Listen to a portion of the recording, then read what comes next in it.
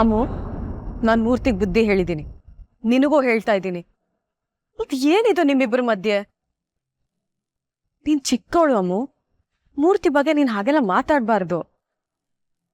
ನಮ್ಮನೆ ಮಕ್ಕಳು ದೊಡ್ಡವ್ರಿಗೆ ಯಾವತ್ತೂ ಎದುರುತ್ರ ಕೊಟ್ಟವ್ರೇ ಅಲ್ಲ. ಆಯ್ತು ಬಿಡಮ್ಮ, ನೀನೊಬ್ಳು ಬಾಕಿ ಇದ್ದೆ. ಅಪ್ಪ ಅಂತೂ ಆ ಮೂರ್ತಿ ಅಂಕಲ್ನ ಕರ್ಣ ಅಂದಾಯ್ತು. ನೀನು ಬದ್ಲಾಗ್ಬಿಟ್ಯಾ? ಅಂತೂ ಇಂತೂ ಮೂರ್ತಿ ಅಂಕಲ್ ಉದ್ದೇಶ ಈಡೇರ್ತು. ರಾಜ್ನ ಮನೆಯಿಂದ ಓಡಿಸಿದ್ದಾಯ್ತು. ಇವಾಗ ಈ ಅಮ್ಮು ಮೇಲೂ ಎಲ್ರಿಗೂ ಬ್ಯಾಡ್ ಒಪಿನಿಯನ್ ಬರೋ ಥರ ಮಾಡ್ತಿದ್ದಾರೆ. ಈ ಅಮ್ಮು ಜಾಗನು ಖಾಲಿ ಮಾಡಿಸ್ಬಿಟ್ರೆ ಎಲ್ಲ ಅವ್ರದ್ದೇ. ಅಮ್ಮು, ನನಗೇನ್ ಹೇಳ್ಬೇಕು ಅಂತಾನೆ ತಿಳಿತಾ ಇಲ್ಲ. ನೀನ್ ಹೇಳೋ ತರ ಮೂರ್ತಿ ಕೆಟ್ಟವ್ರಲ್ಲ ಕಣೆ. ಆದ್ರೆ ರಾಜ್ ವಿಷಯದಲ್ಲಿ ಮೂರ್ತಿ ಯಾಕೆ ಇಷ್ಟಾಟ ಮಾಡ್ತಾ ಇದ್ದಾರೋ ನನಗೆ ಗೊತ್ತಾಗ್ತಾ ಇಲ್ಲ. ಸದ್ಯ ರಾಜ್ ವಿಷಯದಲ್ಲಾದ್ರೂ ಒಪ್ಕೊಂಡ್ಯಲ್ಲ, ಅದೇ ನನ್ನ ಪುಣ್ಯ. ನನ್ನ ವಿಷಯದಲ್ಲೂ ಒಂದಲ್ಲ ಒಂದಿನ ಈ ಮೂರ್ತಿ ಅಂಕಲ್ ಏನ್ ಮಾಡ್ತಿದ್ದಾರೆ ಅಂತ ನಿನಗೆ ಗೊತ್ತಾಗತ್ತೆ.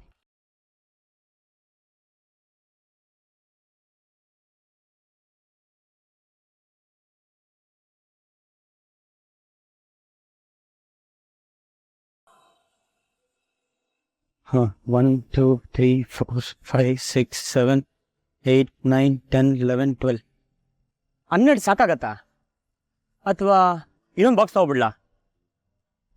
ಬೇಡ, ಇವ್ರು ಕೊಟ್ಟಿರೋ ಬಜೆಟಲ್ಲಿ ಇದು ತೊಗೊಂಡ್ರದೇ ಜಾಸ್ತಿ. ಇದರಲ್ಲೇ ಅಡ್ಜಸ್ಟ್ ಮಾಡ್ಕೊಳ್ಳಿ.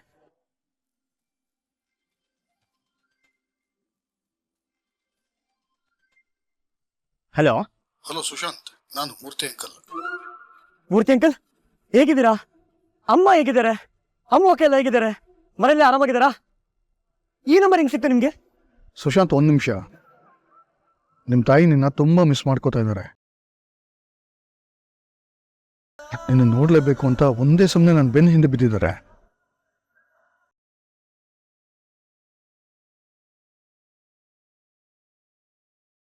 ಆದ್ರೆ ನಿನಗೆ ಗೊತ್ತಲ್ಲ, ಸೇಫ್ಟಿ ಇಶ್ಯೂಸ್. ಹಾಗಾಗಿ ನಿನ್ನ ಮೀಟ್ ಮಾಡೋದು ಬೇಡ ಅಂತ ಅಂದಿದ್ದೀನಿ. ಆದರೆ ಅಟ್ಲೀಸ್ಟ್ ಫೋನಲ್ಲಿ ಮಾತಾಡಿದ್ರೆ ಆದರೂ ಅವ್ರಿಗೆ ಸಮಾಧಾನ ಆಗ್ಬೋದು ಅಂತ.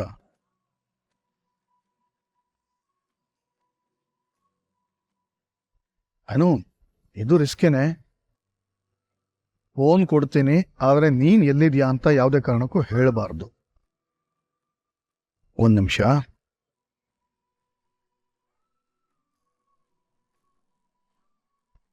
ನಾನೇನಾದ್ರೂ ಹೇಳಿದ್ರೆ ಈ ಅಮ್ಮು ಯಾವಾಗ್ಲೂ ಮೂರ್ತಿ ಅಂಕಲ್ ವಿರುದ್ಧ ಕಂಪ್ಲೇಂಟ್ ಮಾಡ್ತಾನೆ ಇರ್ತಾಳೆ ಅನ್ಸುತ್ತೆ. ಆದ್ರೆ ನೀನೇ ಒಂದ್ಸಲ ಯೋಚನೆ ಮಾಡು.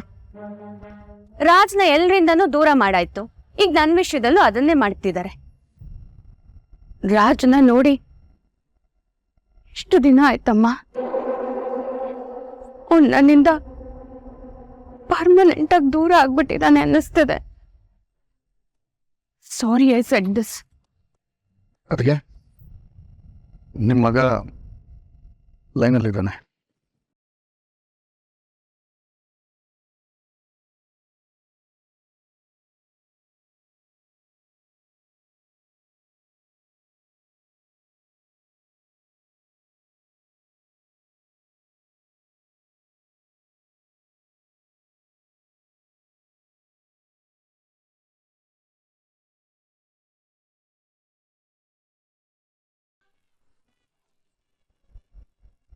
ಹಲೋ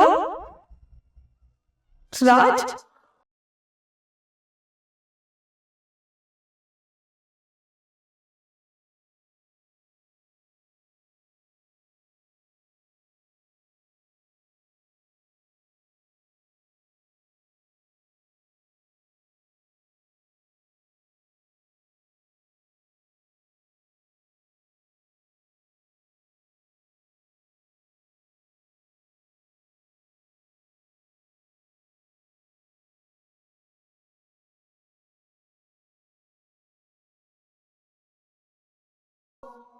ಅಮ್ಮ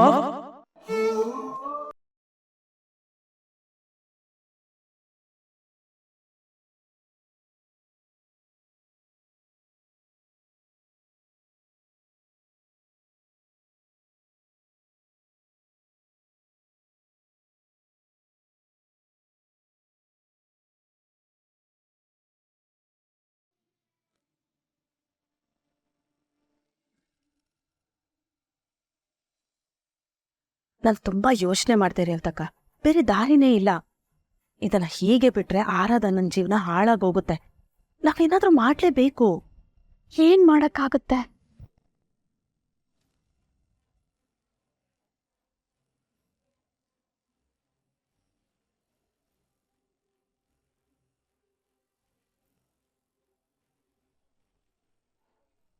ನಾನು ಹೇಳೋದು ಹೇಳ್ತೀನಿ, ಆದ್ರೆ ಅವಳು ಕೇಳ್ತಾಳೋ ಇಲ್ವೋ ಗೊತ್ತಿಲ್ಲ.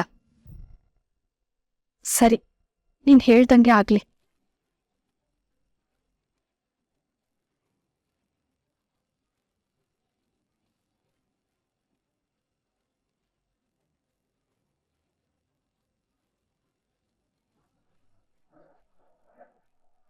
ನೀನ್ ಈ ಬ್ಯಾಗ್ ತಗೊಂಡು ಹಿತ್ತಲ್ ಬಾಗ್ಲಿಂದ ನಿಮ್ ಮನೆಗೆ ಹೋಗು. ನಾನು ಅವಳನ್ನ ಕರ್ಕೊಂಡ್ ಬರ್ತೀನಿ.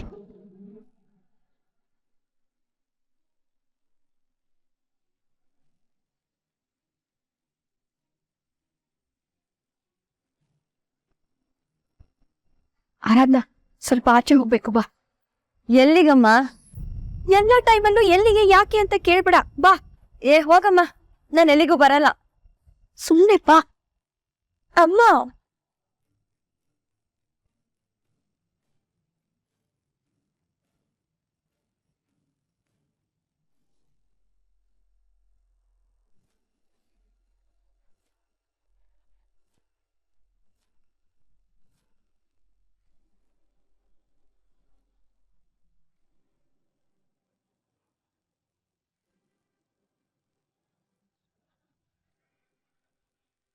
ಎಲ್ಲಿಗೆ ಹೊರಟ್ರಿ? ದೇವಸ್ಥಾನಕ್ಕೆ ಅಂತ ಮಾತ್ರ ಹೇಳಕ್ ಹೋಗ್ಬೇಡಿ. ಈ ತರ ಪದೇ ಪದೇ ದೇವಸ್ಥಾನಕ್ಕೆ ಹೋಗೋದು ನೋಡಿದ್ರೆ ಕೃಷ್ಣ ರುಕ್ಮಿಣಿ ಕಲ್ಯಾಣ ನೆನಪಾಗುತ್ತೆ ನನಗೆ. ದೇವಸ್ಥಾನಕ್ಕಲ್ಲ ರೀ, ಲತಾ ಮನೆಗೆ ಹೋಗ್ತಿದೀವಿ. ಲತಾ ಮನೆಗೆ? ತಾಯಿ ಮಗಳು ಇಬ್ರು ಹೋಗ್ತಾ ಇದ್ದೀರಾ?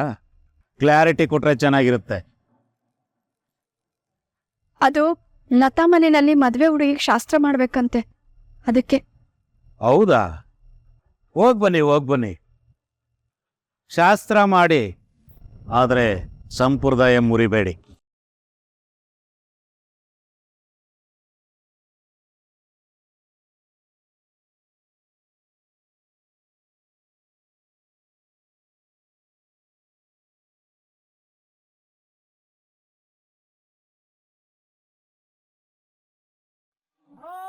ಆಂಟಿ, ಪ್ರಾವಿಷನ್ ಎಲ್ಲ ತಂದಿದ್ದೀನಿ, ಕರೆಕ್ಟಾಗಿದೆ ಚೆಕ್ ಮಾಡಿಬಿಟ್ಟು ನಾಳೆ ಬಟ್ರ್ ಕೊಟ್ಬಿಡಿ.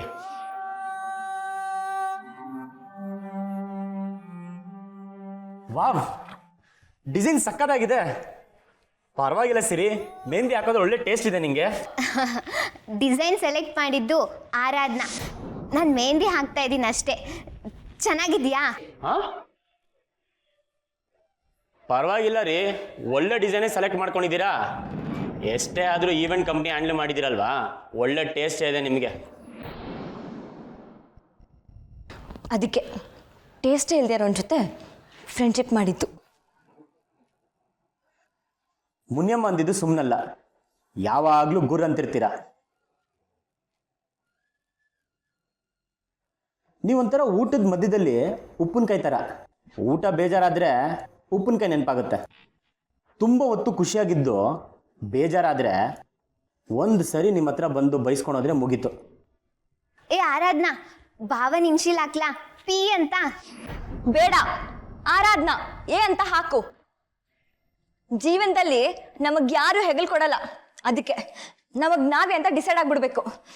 ಇನ್ಯಾವನು ಆಗಲ್ಲ. ಯಾಕ್ರಿ ಗೊಣಗ್ತಾ ಇದ್ದೀರಾ?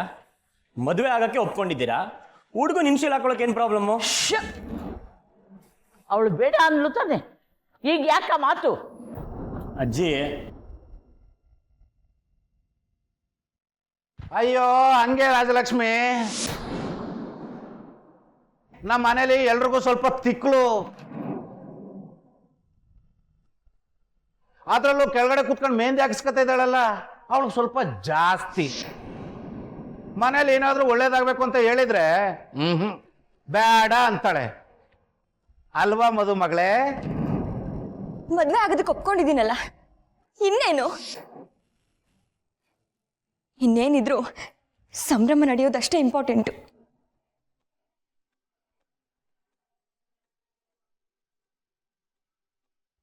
ಯಾಕೆ ಅಪ್ಪನ ಮೇಲೆ ಹಾಗ್ರೇಗ್ತೀಯಾ? ಜ್ಯೂಸ್ ತಾನೇ ಕೇಳಿದ್ದು. ಮನೇಲಿ ನಿಂಬೆಹಣ್ಣಿಲ್ಲ. ನನಗೆ ಬೇಡ, ಅವ್ರಿಗೆ ಕೊಡಿ. ರಾಜಲಕ್ಷ್ಮಿ ಎಲ್ಲಿ ಹೋಗ್ತಾ ಇದೀಯಾ? ಅಲ್ಲಿ ತೆಂಗಿನ ಗರಿ ಹಾಕ ಕೇಳಿದ್ದೆ, ಒಂಚೂರು ನೋಡ್ಕೊಂಡ್ ಬರ್ತೀನಿ. ಹೋಗು ಹೋಗು ಹೋಗು.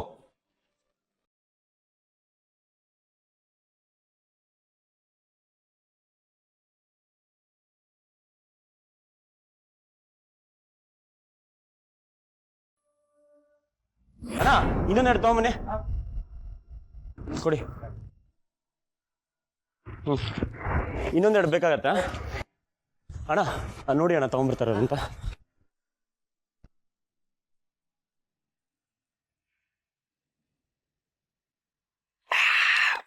ಬರ್ರ ಅರ್ಜೆಂಟಲ್ಲಿ ಉಪ್ಪಿನಕಾಯಿ ಮಾರ್ಬಿಡ್ನಲ್ಲ. ಆಹಾ ನನ್ನ ಮದುವೆ ಅಂತೆ, ಓಹೋ ನನ್ನ ಮದುವೆ ಅಂತೆ. ಚಪ್ರ ಇಬ್ರಕ್ಕೆಲ್ಲ ರೆಡಿ ಮಾಡಿಬಿಟ್ಟಿದ್ದಾರೆ. ಇಂಥದ್ದೆಲ್ಲ ನೋಡೋದಕ್ಕೆ ಎಷ್ಟು ಖುಷಿ ಅನಿಸುತ್ತೆ ಅಲ್ಲ.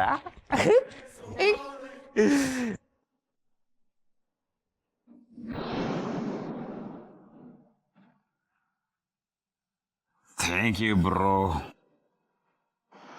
ನೀನಾ ಲೋಕದ ಕಣ್ಣಿಗೆ ಬೀಳೋನ್ನ ಹಿಡ್ಕೊಳ್ತಾರ ನಾಟಕ ಮಾಡಿದ್ರೆ ಜೀವನನ ಬೀಳ್ಸೋಕ್ಕೆ ನೀನು ಪ್ಲ್ಯಾನ್ ಮಾಡ್ತಾ ಇರೋದು ನನಗೆ ಮಾತ್ರ ಗೊತ್ತಾಗತ್ತೆ. ಮಾಡಬಾರ್ದು ಮಾಡಿದ್ರೆ ಜೀವನ ಕೆಳಗೆ ಬೀಳತ್ತೆ. ಬೀಳಬಾರ್ದು ಅಂದರೆ ಇನ್ನೊಬ್ರು ಜೀವನನ ಬಲವಂತ ಕಿತ್ಕೊಳ್ಳೋಕೆ ಪ್ರಯತ್ನನೂ ಮಾಡಬಾರ್ದು. ಬೆಳಗ್ಗೆ ಕುಡ್ಕೊಂಬಂದಿದ್ಯಾ? ನೀತಿ ಪಾಠ ನನಗೆ ಹೇಳ್ತೇನೆ. ನಾನು ನೀತಿ ಪಾಠ ಹೇಳಬೇಕು. ನೀನು ಸ್ಟೂಡೆಂಟು, ನಾನು ಟೀಚರು. ಇವತ್ತು ಏರ್ಸ್ಕೊಂಬಂದಿದ್ಯಲ್ಲ, ಏನು ಹೇಳ್ಬೇಕು ನಿನಗೆ? ನೋಡಿದ್ರೇನೋ ಅನ್ಕೋತಾರೆ ಅಂತ ನಾಚಿಕೆ ಆಗಲ್ವಾ? ಇಲ್ಲ, ನಾಳೆ ನನ್ನ ಮದುವೆನ ಸಂಭ್ರಮಕ್ಕೆ ಚೂರು ತಗೊಂಡು ಕುಡಿದೇನೆ ಲೈಫ್ನ ಹೆಂಗ್ರೋ ಬ್ಯಾಲೆನ್ಸ್ ಮಾಡ್ತೀರಾ? ನಾನು ನೋಡು, ಕುಡಿದ್ರು ಮಾತ್ರ ನನ್ನ ಕಾಲು ನೆಲದ ಮೇಲೆ ಇರುತ್ತೆ, ಇಲ್ಲಾಂದ್ರೆ ಆಕಾಶ ನೋಡ್ತಾ ಇರುತ್ತೆ. ಅದಕ್ಕೆ ಅವಾಗ ಚೂರು ತಗೋತಾ ಇರಬೇಕು. ಬೇಡ, ಟೆಂಪ್ರರಿ ತಗೊಂಡೋಯ್ದು ಸುರಪಾನ ಮಧುಪಾನ ಯಾಕೋ ಹಿಡ್ಕೊಂಡಿದ್ದೀನಿ ನನ್ನ. ಬ್ಯಾಲೆನ್ಸ್ ಆಗಿ ನಿಂತ್ಕೋ. ಮದುವೆ ನಿಲ್ಸೋ ಪ್ಲಾನ. ಒಳಗೆ ಹೋಗಿ ಬರ್ತೀನಿ. ಬ್ಯಾಲೆನ್ಸ್ ಆಗಿ ನಿಂತ್ಕೋ. ಕರ್ಮ.